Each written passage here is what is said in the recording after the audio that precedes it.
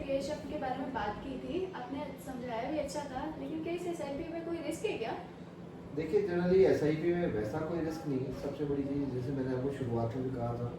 कि एसआईपी में जो रिस्क है वो केवल टाइम रिस्क है। टाइम रिस्क का मतलब क्या है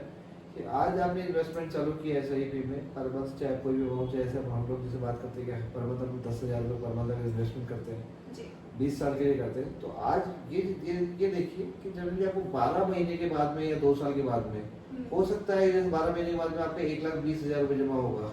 आपको उसके 90,000 रुपये दिख सकते हैं, उसमें कोई वो नहीं है। 2 साल में भी अगर आप ये देखेंगे कि 2 साल में 2,40,000 रुपये आपके जमा होंगे, 2,40,000 रुपये आपको लगभग 2.25 लाख रुपये दिख सकते हैं। देखने की आपको वो रहनी चाहिए, क्योंकि जहाँ ज़्यादा रिटर्न्स है वहाँ रिस्क फैक्टर भी आता है। लेकिन जनरली क्या होता है, जब लंबे समय के लिए जब हम बात कर रहे हैं तो हमें 1 या 2 साल से कोई फर्क नहीं पड़ना चाहिए।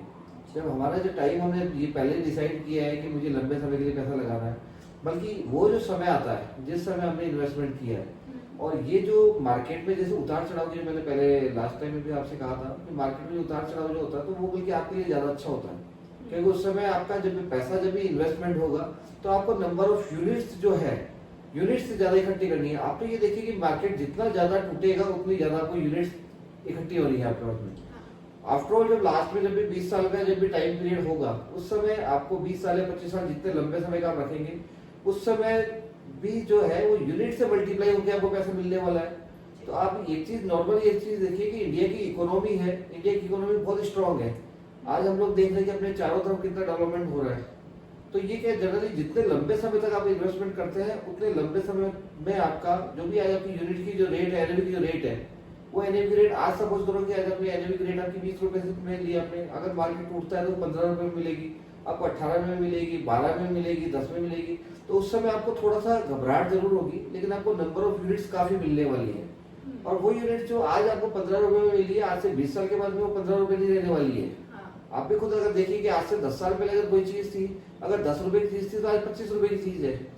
तो वही जो चीज है जो आपने 12 रुपए में खरीदी है, 15 में खरीदी है, 18 में खरीदी है, 20 साल के बाद में वही जो एनएवी की जो रेट है वो एनएवी रेट आएगी 150 रुपए, 200 रुपए। उसके हिसाब से आपको जितनी ज्यादा यूनिट्स मिलेगी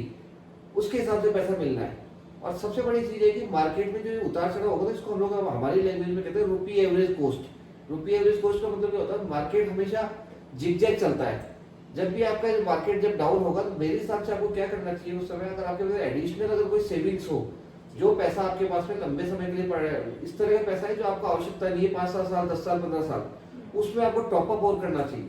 अगर आप उस पैसे को जब मार्केट में थोड़ा सा